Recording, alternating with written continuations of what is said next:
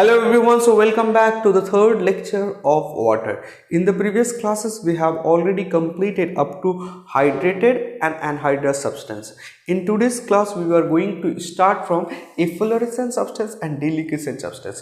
सबसे पहले इसका definitions देखते हैं. Efflorescent substance क्या होता है? ऐसा substance जिसको हम exposure to air और exposure to atmosphere करेंगे ना, तो वो अपने अंदर का जो water molecules है उसको क्या करता है, लॉस कर लेता है और एक क्रिस्टलाइन रेगुलर शेप से एमरफस स्टेट मतलब इरेगुलर पैटर्न वाला शेप सॉलिड ही रहेगा उसमें कन्वर्ट हो जाता है. तो क्या है देखिएगा, which on expose to atmosphere lose their moisture partially और कंप्लीटली. चाहे तो पूरा वाटर मॉलिक्यूल्स को लॉस कर देगा, चाहे तो पार्शियली लॉस करेगा. And change into amorphous state. Amorphous state आपको बताए थे जब क्रिस्टलाइन एंड एमरफस बता रहे थे.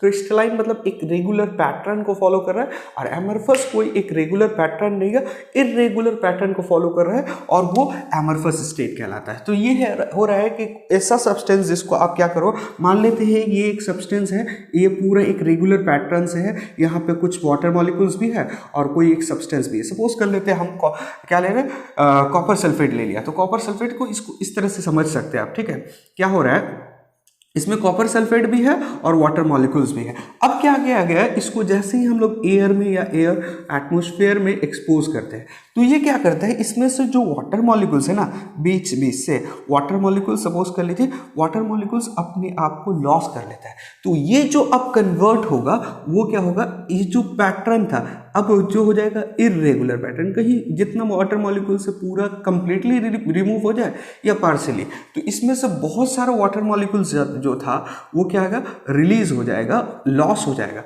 तो ये अपने आप को किसमें, एमरफस स्टेट, एमरफस मतलब एक इरेगुलर पैटर्न फॉर्म में वो कन्वर्ट कर लेता है. तो इसको हम लोग बोलते हैं एफ्लोरेसेंट सब्सटेंस. चलिए एग्जाम्पल बहुत सारा है. देखिए सर, ये क्या है, sodium carbonate with 10 molecules of water. ये आपको बताए थे ना, हाइड्रेटेड जब बता रहे थे डॉट मॉलिक्यूल्स, डॉट से हम लोग सेपरेट करते हैं. चलिए ये क्या कर रहा है, जब एयर में एक्सपोज कर रहे हैं या एटमोस्फेयर में एक्सपोज कर रहे हैं, ये अपना partially that means 9 molecules of water को लॉस कर लेता है and dot 1 molecules of water आपका मोनोहाइड्रेटेड आप बोल सकते हैं सोडियम कार्बोनेट. उसी तरह से देखिए ये क्या है, copper sulphate 5 molecules of water. जैसे ही एक्सपोज टू एयर करते हैं वो क्या करता है, अपना सारा वाटर मॉलिक्यूल्स को लॉस कर जाता है और ये क्या हो जाएगा, एनहाइड्रस या एनहाइड्रस कॉपर सल्फेट मतलब अपने सारा वाटर मॉलिक्यूल्स को लॉस कर दिया. चलिए इसी तरह से यहाँ पे भी है, सोडियम सल्फेट है, ये 10 मॉलिक्यूल्स ऑफ वाटर, ये अपना सारा वाटर मॉलिक्यूल्स को लॉस कर दे रहा है जब इसको आप एयर में एक्सपोज कर रहे हो. तो ये था आपका एकदम छोटा सा डिफिनेशंस कि ऐसा सब्सटेंस जिसको आप क्या करोगे, आप अगर एक्सपोज टू एटमॉस्फेयर करोगे तो अपने अंदर का जो वाटर मॉलिक्यूल्स है, मतलब इससे समझ में आ रहा है हाइड्रेटेड सब्सटेंस ही जाएगा ये फॉर्म में, तो अपने अंदर का जो वाटर मॉलिक्यूल्स है उसको लॉस कर जाएगा और अपने आप को एनहाइड्रस सब्सटेंस, चाहे तो पार्शियली वाटर मॉलिक्यूल्स लॉस करे या तो कंप्लीटली करे, तो अपने अंदर से वाटर मॉलिक्यूल्स को क्या करेगा, रिमूव कर देगा. चलिए ये था पूरा overall definitions of efflorescent substance. आपको क्या करना है, इसका डेफिनेशन याद रखना है विथ सर्टेन एग्जाम्पल्स. एग्जाम्पल्स जितना लिखा है दैट्स इनफ, इतना एग्जाम्पल लिखा याद रखिएगा. उसके बाद होता है डीलिक्वेसेंट सब्सटेंस. किसको बोलते हैं, ऐसा सब्सटेंस जिसको आप क्या करोगे, एक्सपोजर टू एटमॉस्फेयर, वो क्या करता है, वाटर का मतलब एटमॉस्फेयर में जो वाटर मॉलिक्यूल्स है ना, जो मॉइस्चर उसको एब्जॉर्ब कर लेता है और अपने आप को सॉलिड से लिक्विड स्टेट में कन्वर्ट हो जाता है, मतलब वो एक लिक्विड बन जाता है. तो ऐसा substance which on expose to atmosphere absorb moisture from the atmosphere and change into liquid state, और अपने आप को क्या करेगा, लिक्विड स्टेट में कन्वर्ट कर लेगा. कहाँ से वाटर ले रहा है, एटमॉस्फेयर में जो मॉइस्चर है उसको एब्जॉर्ब करके वो किस में कन्वर्ट हो जा रहा है, वो लिक्विड में कन्वर्ट हो जा रहा है. बहुत सारा एग्जांपल है सर यहाँ पे. FeCl3 मतलब ferric chloride, sodium hydroxide, potassium hydroxide, calcium chloride, magnesium chloride and बहुत सारा होगा. तो ये सब आपको एग्जाम्पल याद रखिएगा. देखिए ये यहाँ पे ना NaCl नहीं है, आप NaCl भी देखिएगा घर पे जो कॉमन सॉल्ट होता है उसको जब हम लोग एक्सपोज टू एयर करते हैं वो क्या करते हैं, लिक्विड में कन्वर्ट हो जाता है. उसको आगे डिटेल में देखेंगे. तो अभी आपका काम है इसको अच्छा से नोट कर लीजिए विथ देयर एग्जाम्पल. इससे ज़्यादा नहीं करना है और कुछ, और ये आप अच्छे से नोट कर लीजिए, that is enough. Reasons for efflorescence and deliquescence को देखेंगे तो एक एक करके देखते हैं। एफ्लोरेसेंस ऑकर व्हेन, एफ्लोरेसेंस के लिए क्या कंडीशंस है, जब vapour pressure of hydrated crystal, मतलब जिस सब्सटेंस से वाटर लॉस हो रहा है उसके अंदर जो वाटर मॉलिक्यूल्स है उसका वेपर प्रेशर अगर ग्रेटर होता है, एक्सीड होता है, ज्यादा होता है, किससे, vapour pressure of the atmospheric humidity, जो हमारे ये जो एटमॉस्फेयर है उसमें वाटर मॉलिक्यूल्स है उसका वेपर प्रेशर से अगर एक्सीड कर गया, किसका वेपर प्रेशर, उस क्रिस्टल के अंदर जो वाटर मॉलिक्यूल्स है उसका, तो क्या करेगा, इस क्रिस्टल से वाटर मॉलिक्यूल्स लॉस होना, रिलीज होना स्टार्ट हो जाएगा। इसी को तो एफ्लोरेसेंस कहते हैं। एफ्लोरेसेंस का मतलब वाटर मॉलिक्यूल्स लॉस करने लगेगा जब एक्सपोज टू एयर करेंगे। तो अगर इस vapour pressure of hydrated crystal जो है वो ज्यादा होगा, किससे, vapour pressure of atmospheric humidity, मतलब आपके चारों तरफ जो एटमॉस्फेयर है उसमें वाटर मॉलिक्यूल्स है उसका वेपर प्रेशर से, तो क्या करेगा, वाटर मॉलिक्यूल्स निकलने लगेगा। ये है मेन कंडीशंस फॉर एफ्लोरेसेंस। अच्छा, अब देखिए हमारा क्या होता है ड्यूरिंग, आपको समर देख लीजिए आपका या विंटर, जो हमारे ह्यूमिडिटी एयर जब होता है, ह्यूमिडिटी एयर कब होता है आपको, रेनी सीजन में। तो ये रेनी सीजन में क्या होगा, ये आपका ह्यूमिडिटी जाता है, वाटर मॉलिक्यूल्स ज़्यादा होता है, उस वक्त एटमॉस्फेयर का क्या होता है ना, वेपर प्रेशर ज़्यादा होता है, क्योंकि वाटर मॉलिक्यूल्स ज़्यादा है उस वक्त, तो उस केस में मिनिमम होगा। क्यों, क्योंकि इस वक्त इसका वेपर प्रेशर ऑफ एटमॉस्फेयर होता है वो ज़्यादा होता है, क्योंकि वाटर मॉलिक्यूल ज़्यादा है, ह्यूमिडिटी ज़्यादा है। तो efflorescence is minimum during humidity condition, ये ज्यादा होता है तो इस वजह से ये मिनिमम होगा।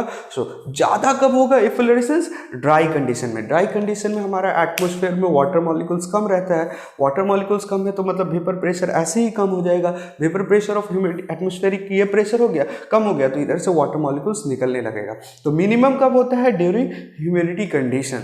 अच्छा, उसी तरह से अगर डिलिक्वेसेंस देखते हैं तो deliquescence occur when vapour pressure of crystal, deliquescent crystal solution is less than, आप इसको यहां से समझ सकते हैं, ये लेस हो जा रहा है उस वक्त और ये ज्यादा हो जा रहा है। Vapour pressure of humidity, atmosphere का जो ह्यूमिडिटी है उसका वेपर प्रेशर अगर ज्यादा हो रहा है, किसका pressure, vapour pressure of deliquescent crystals है, तो उस वक्त क्या होता है हमारा डिलिक्वेसेंस ऑकर होता है। अच्छा, इसका भी कंडीशन, ये कब मिनिमम होता है, अच्छा ये ड्राई कंडीशन में क्या होता है, सबसे मिनिमम होता है ड्राई कंडीशन में, क्योंकि ये कम हो जाएगा, ये जैसे ही कम होगा ये प्रोसेस तो आगे एक्सीड नहीं करेगा। ह्यूमिडिटी एयर में क्या होता है, इसका वैल्यू ज़्यादा होता है ना, क्योंकि वाटर मॉलिक्यूल ज़्यादा हो जाएगा तो ये ज़्यादा हो जाएगा, तो ये फॉलो करने लगेगा और डिलिक्वेसेंट होने लगेगा।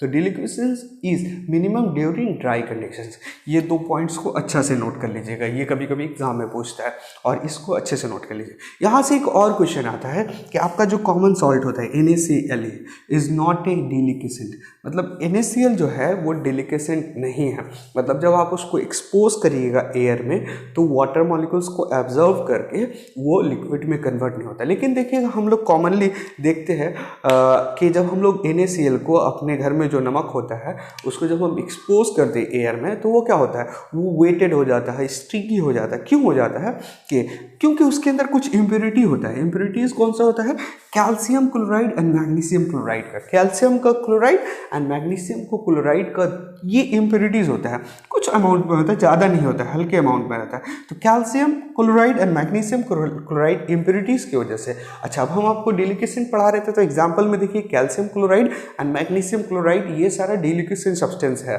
तो वो क्या करता है, वो NaCl खुद का डिलिक्वेसेंट सब्सटेंस नहीं है, लेकिन उसमें जो इम्प्योरिटीज होता है कैल्शियम क्लोराइड का और मैग्नीशियम क्लोराइड का, वो क्या करता है एटमॉस्फेयर से वाटर मॉलिक्यूल्स को एब्जॉर्ब करता है और अपने आप को लिक्विड फॉर्म में कन्वर्ट कर लेता है, लेकिन उसका क्वांटिटी कम होता है। इस वजह से पूरा NaCl क्या होता है, लिक्विड में नहीं हो जाता है, वो हल्का वेटेड हो जाता है और स्टिकी हो जाता है। तो ये आपका क्वेश्चन का आंसर है। तो इसको नोट कर लीजिए और रीजंस है पूरा आपको इसी तरह से लिखिएगा कॉपी में, इससे ज़्यादा और आपको एक्स्ट्रा कुछ करने की जरूरत नहीं है। For efflorescence and deliquescent substance, what is hygroscopic substance. तो hygroscopic substance and deliquescent substance में थोड़ा सा माइनर डिफरेंस है, उसको देखना है, ठीक है। तो क्या है कि substance on expose to atmosphere absorb moisture, वो भी एब्जॉर्ब कर रहा था मॉइस्चर को, ये भी एब्जॉर्ब कर रहा है, but unlike deliquescent substance do not change their state. देखिए डिलिक्वेसेंट सब्सटेंस में क्या हो रहा था, वो एक क्रिस्टल सॉलिड स्ट्रक्चर था, वो एब्जॉर्ब करके अपने आप को लिक्विड में कन्वर्ट कर ले रहा था। लेकिन यहाँ पे एब्जॉर्ब तो करेगा वाटर मॉलिक्यूल्स, लेकिन वो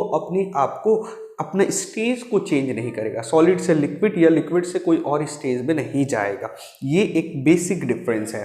सो क्या हो रहा है कि सब्सटेंस जो हो रहा है एटमॉस्फेयर में एक्सपोज करिएगा तो मॉइस्चर को एब्जॉर्ब कर लेता है but do not change their state. Examples में बहुत सारे एग्जाम्पल्स होता है, क्विकलाइम है, P2O5 हो गया, सिलिका जेल वगैरह हो गया, ये सब सॉलिड आपका एग्जाम्पल्स हो गया जो सॉलिड स्टेट में पाया जाता है। ये लिक्विड स्टेट में भी पाया जाता है, जैसे कॉन्सेंट्रेटेड H2SO4। कॉन्सेंट्रेटेड H2SO4 हमेशा एटमॉस्फेयर से क्या करता है, वाटर मॉलिक्यूल्स को एब्जॉर्ब कर लेता है, लेकिन वो क्या लिक्विड से कोई और स्टेट में चेंज हो रहा है, नहीं हो रहा है। देखिएगा ये सारा जो सिलिका जेल वगैरह देखिएगा, हम लोग जो अपना शू वगैरह का पैकेट में देखिएगा, एक छोटा सा आपका क्या होता है, एक छोटा सा पैकेट होता है, वो सिलिका जेल का होता है। वो क्या करता है, वो उस पैकेट में अगर कोई मॉइस्चर है तो उसको एब्जॉर्ब कर लेता है, और लेकिन वो सिलिका जेल तो देखिए वो लिक्विड में तो कन्वर्ट नहीं हो रहा है, तो वो सब क्या हो जा रहा है, हाइग्रोस्कोपिक सब्सटेंस है। माइनर अगर डिफरेंस को देखना है, ये दोनों में डिफरेंस क्या है, तो लिक्विसेंट सब्सटेंस क्या होता है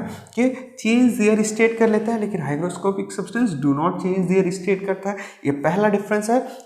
ये जो होता है ना, हमेशा क्रिस्टलाइन सॉलिड के फॉर्म में रहता है। वो क्रिस्टलाइन सॉलिड के फॉर्म में रहता है, वाटर मॉलिक्यूल्स को एब्जॉर्ब करके क्या कर लेता है, अपने आप को लिक्विड में कन्वर्ट कर ले रहा है। लेकिन ये जो हाइग्रोस्कोपिक सब्सटेंस है वो क्रिस्टलाइन सॉलिड के फॉर्म में नहीं रहता है, एमरफस सॉलिड होता है और लिक्विड होता है। अच्छा, क्रिस्टलाइन और एमरफस में बार बार ये टर्म आ रहा है।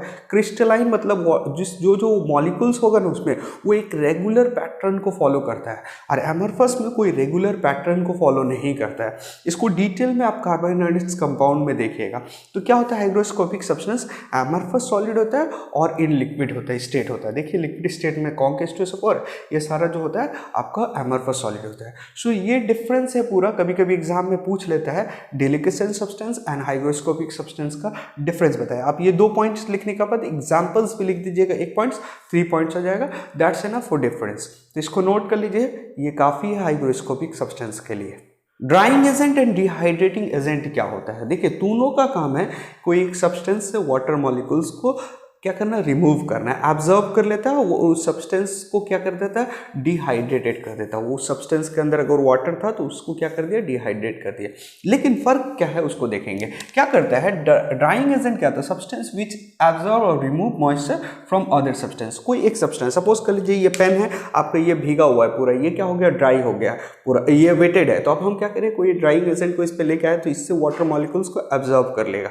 ये हो गया आपका drying agent. But dehydrating agent क्या होता है ना, डिहाइड्रेटिंग एजेंट इसके ऊपर का नहीं, इसके अंदर जो मॉलिक्यूल्स है, मतलब वो केमिकली कंबाइंड जो होता है, substance which remove chemically combined water और elements of water from other substance.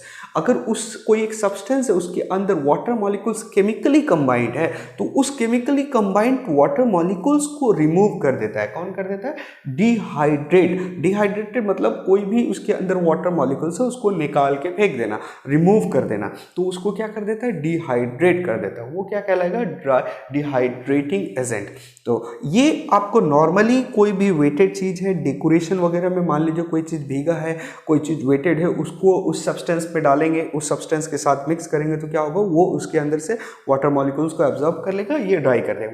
ये डिहाइड्रेटिंग का मतलब होता है उसके अंदर अगर केमिकली कंबाइंड भी है ना तो उसको भी निकाल के फेंक दे, उसको क्या करते हैं, डिहाइड्रेटिंग एजेंट। एग्जाम्पल्स देखेंगे, देखिए fused calcium chloride is deliquescent in nature. Deliquescent मतलब वाटर मॉलिक्यूल्स को एब्जॉर्ब कर लेता है, लिक्विड हो जो भी हो वो उस बात की बात है। Absorb moisture from hence use as a drying agent, ये इसी वजह से ड्राइंग एजेंट के रिस्पेक्ट में काम करता है। एग्जांपल्स याद रखिएगा बस, और ज़्यादा याद रखना नहीं। डिहाइड्रेटिंग एजेंट, देखिए कॉन्क H2SO4 बीइंग हाइग्रोस्कोपिक, आपको बताया अभी हाइग्रोस्कोपिक में देखिए लिक्विड में एग्जाम्पल दिए थे, वो क्या करता है, एब्जॉर्ब कर लेता है लेकिन अपना स्टेट को चेंज नहीं करता है। H2SO4 being hygroscopic nature act as drying agent, ये drying agent के रिस्पेक्ट में काम होता है, and also as a dehydrating agent, dehydrating agent के तरह भी काम करता है। एग्जाम्पल देखिएगा तो ज़्यादा आपको क्लियर होगा। देखिए फॉर एग्जाम्पल अगर हम ले लें ग्लूकोज C6H12O6, ये ग्लूकोज का फॉर्मूला है। इसको अगर हम कॉन्क H2SO4 से पास कराते हैं, क्या कॉन्क H2SO4, जैसे ही कॉन्क H2SO4 से ये पास होता है तो ये क्या करता है, इसके अंदर देखिए ये वाटर मॉलिक्यूल्स दिख रहा है ना, तो ये क्या करता है ना, कार्बन एंड अपना जो अंदर वाटर मॉलिक्यूल्स था इसको रिमूव कर दिया। ये बैलेंस करिएगा तो यहाँ 6 दे दीजिए, ये बैलेंस हो जाएगा। देखिए कार्बन 6 हो गया, हाइड्रोजन 12, 6 × 2 12 हो जाएगा, और ऑक्सीजन 6 है। देखिए इसके अंदर वाटर मॉलिक्यूल्स केमिकली कंबाइंड था ना, लेकिन कॉन्क H2SO4 क्या किया, इस केमिकली कंबाइंड वाटर मॉलिक्यूल्स को भी रिमूव कर दे रहा है। ठीक है, तो ये कॉन्क H2SO4 क्या होगा, act as a dehydrating agent. Depending on the action of soap on water, water can be classified into hard water and soft water. तो hard water क्या होता है, does not form soap bubble easily, और soft water form soap bubble easily। मतलब ऐसा water जो soap bubble को easily form कर ले वो क्या होगा, ये सॉफ्ट वाटर होगा, और जो इजीली फॉर्म नहीं करे वो आपका हार्ड वाटर हो गया। चलिए अब हम देखते हैं रीज़न क्या है, ये हार्डनेस का रीज़न क्या है, क्यों कोई एक आपको सोप बबल को इजीली फॉर्म नहीं कर रहा है। तो हार्डनेस का रीज़न ये है कि आपका salt of calcium and magnesium, ये salt of calcium and magnesium जो है वाटर में डिसॉल्व होता है, वही उसको हार्ड बनाता है। चाहे तो वो परमानेंट हार्डनेस होगा या टेम्प्रोरी हार्डनेस होगा, उसको बाद में देखेंगे। तो salt of calcium and magnesium, कौन कौन सा calcium, calcium bicarbonate, calcium chloride. अगर देखा जाए पूरा तो टोटल दिखेगा। कैल्शियम का पहले देखते हैं, कैल्शियम का कौन कौन सा सॉल्ट हो सकता है, कैल्शियम बाइकार्बोनेट। बाइकार्बोनेट का क्या फॉर्मूला होता है, HCO3, ये whole twice. Calcium bicarbonate, calcium CaCl2। हमको पता है ना कैल्शियम का वैलेंसी 2 होता है, दैट्स वाई ये क्रॉस हुआ, CaCl2। क्लोरीन का वैलेंसी 1 होता है, क्रॉस हो गया। एंड कैल्शियम सल्फेट CaSO4, देखिए दोनों का वैलेंसी 2 होता है, कैंसिल हो गया।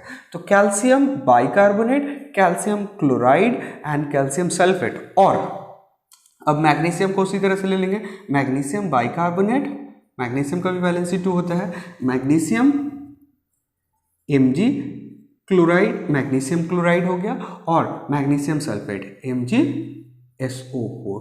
ये टोटल देखिएगा तो 6 कंपाउंड है, कैल्शियम का और मैग्नीशियम का बाइकार्बोनेट, क्लोराइड एंड सल्फेट। ये आपका जो है यही रीजन से ये डिसॉल्व होता है नेचुरल वाटर में और उसको हार्ड बना देता है, वाटर को हार्ड बना देता है, जिसकी वजह से वाटर सोप बबल को इजीली फॉर्म नहीं कर पाता है।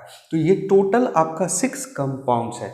अब टाइप ऑफ हार्डनेस अगर हम देखें ना तो 2 टाइप का होता है, एक होता है टेम्प्रोरी हार्डनेस, एक होता है परमानेंट हार्डनेस। टेम्प्रोरी हार्डनेस मतलब उसको बॉईल करिएगा ना तो वो उसका हार्डनेस क्या होगा, रिमूव हो जाएगा, और वो फिर क्या करेगा, सोप बबल इजीली फॉर्म में आपके इजी वे में फॉर्म करने लगेगा।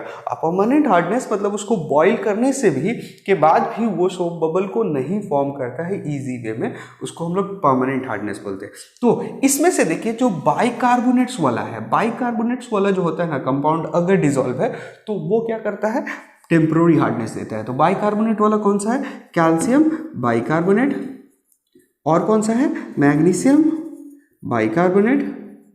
ये जो 2 है बाइकार्बोनेट्स वाला, इसमें से बार बार बोल रहे हैं, ये बाइकार्बोनेट्स वाला, बाइकार्बोनेट्स किसका, कैल्शियम का एंड मैग्नीशियम का। ये 2 रीजन होता है टेम्पररी हार्डनेस। अगर कोई वाटर के अंदर ये 2 चीज डिसॉल्व है, क्या क्या, कैल्शियम बाइकार्बोनेट और मैग्नीशियम बाइकार्बोनेट, तो वो वाटर जो होगा वो होगा टेम्पररी हार्डनेस। और ये टेम्पररी हार्डनेस को हम वाटर को बॉईल करेंगे तो ये क्या होता है, हार्डनेस इसका दूर हो जाता है। इसको आगे देखेंगे। अच्छा, परमानेंट हार्डनेस तब किसकी वजह से होगा सर, परमानेंट हार्डनेस जो बाकी बच गया, कैल्शियम का क्लोराइड एंड कैल्शियम का सल्फेट, और मैग्नीशियम का क्लोराइड Cl2 एंड मैग्नीशियम का सल्फेट SO4। देखिए ये 3 ही चीज है, कैल्शियम का अगर याद रखिएगा, कैल्शियम का और मैग्नीशियम का, कैल्शियम का कितना होता है एटॉमिक नंबर 20, मैग्नीशियम का कितना होता है 12 होता है। ये याद रखिएगा 12 एंड 20 वाला एटॉमिक नंबर का। कौन कौन सा, बाइकार्बोनेट, क्लोराइड एंड सल्फेट। तो ये अगर रहेगा क्लोराइड वाला और सल्फेट वाला तो परमानेंट हार्डनेस होता है, बाइकार्बोनेट वाला होता है तो टेम्पररी हार्डनेस होता है। सो अगर कोई भी वाटर में ये सब्सटेंस डिसॉल्व है तो वो क्या होता है, परमानेंट हार्ड वाटर होता है। तो इसको अच्छे से नोट कर लीजिए, ये आपके लिए बहुत इंपॉर्टेंट है। Removal of hardness of water को देखेंगे। तो पहले हम लोग देखते हैं टेम्पोररी हार्डनेस होता है उसको हम लोग कैसे रिमूव करते हैं, उसके बाद परमानेंट देखेंगे। तो it can be remove by boiling, boiling करके हम लोग उसका हार्डनेस जो है उसको रिमूव कर सकते हैं। तो सबसे पहले देखेंगे टेम्पोररी हार्डनेस किसके वजह से होता था। हमको पता है ना, कैल्शियम बाइकार्बोनेट CO3 और मैग्नीशियम बाइकार्बोनेट,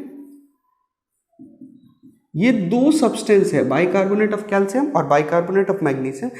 ये अगर वाटर में डिसॉल्व है तो ये आपको क्या करता है, परमानेंट टेम्पोररी हार्डनेस देता है।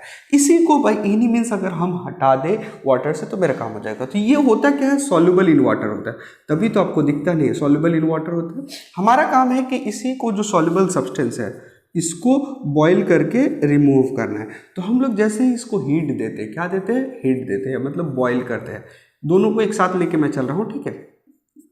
हीट देते हैं तो क्या बनाता है, देखिए कैल्शियम कार्बोनेट CaCO3, पहले तो बना लिया कैल्शियम कार्बोनेट, चलिए ओके कैल्शियम कार्बोनेट। और इसके देखिए CO3 जो है 2 टाइम्स है, एक टाइम यूज हो गया था, एक क्या बचा, CO3 बचेगा, लेकिन CO2 लिख रहे हैं। एक ऑक्सीजन को उस हाइड्रोजन जो रिमेनिंग है उसके साथ देके वाटर बना, मतलब जब ये इसको हीट करते हैं ना तो calcium carbonate water and carbon dioxide बनता है, ये एक कंसेप्ट।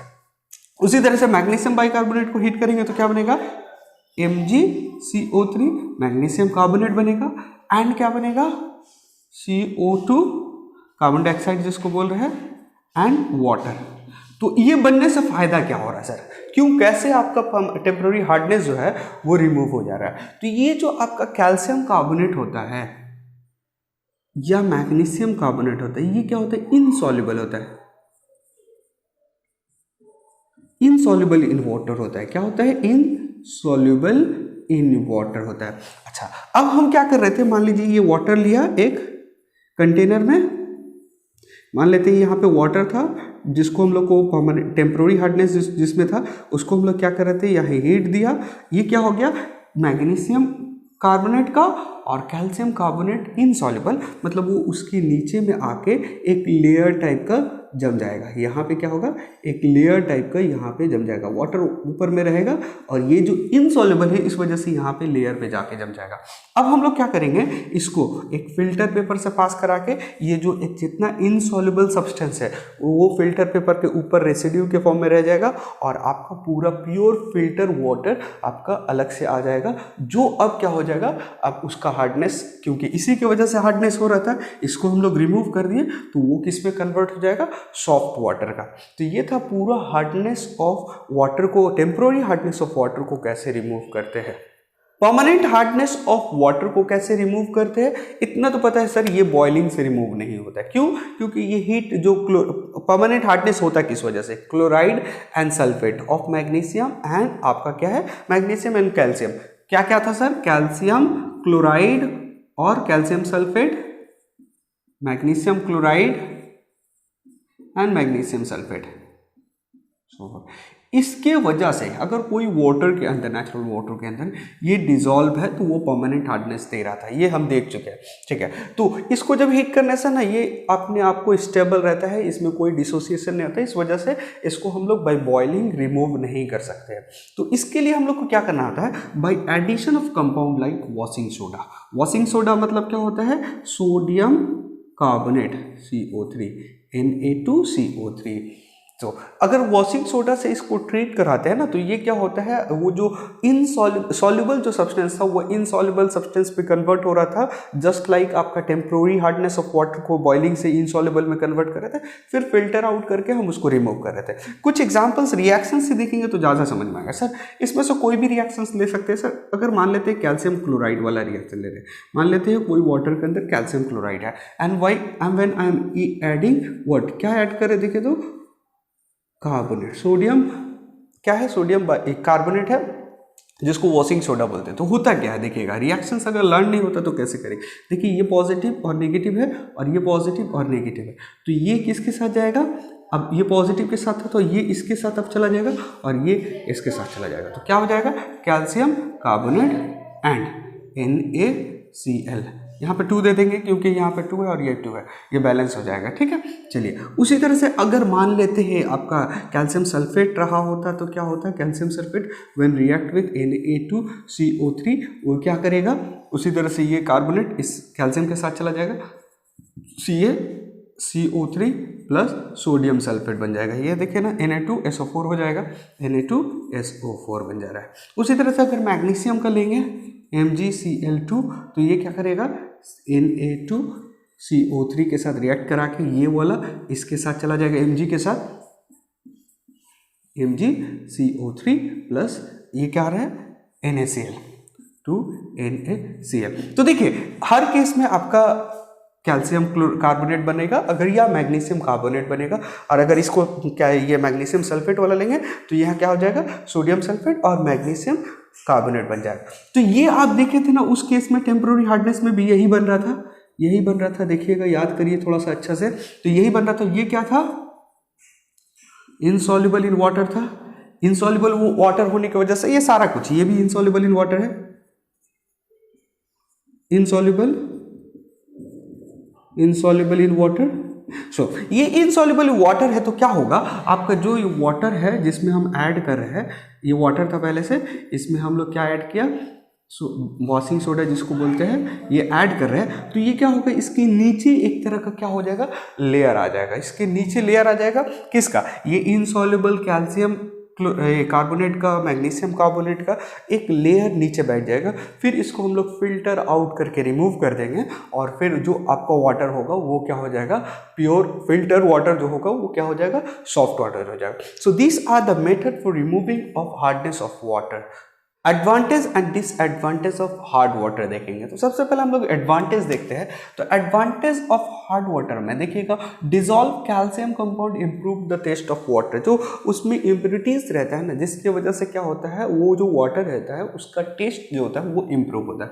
पहला तो हमको पीने में क्या लगता है, अच्छा लगता है, उसका टेस्ट होता है, अदरवाइज वो टेस्टलेस हो जाएगा। ठीक है, चलिए दूसरा है ions of calcium and magnesium, जो जिसके वजह से ही आपका क्या होता है, वो हार्डनेस आता है। Ions of calcium and magnesium, calcium chloride, bicarbonate and sulphate. तो ions of calcium and magnesium are good for development and maintenance of bone teeth. ये टीथ का और बोन का डेवलपमेंट में और मेंटेनेंस करने में इस आयंस का बहुत हेल्प होता है। तो हम उस तरह का वाटर को इनटेक करते हैं तो हमारे बोन एंड टीथ के लिए बेनिफिट होता है। And also reduce the heart disease, और हार्ट डिजीज को भी रिड्यूस करता है। तो दिस आर द एडवांटेज।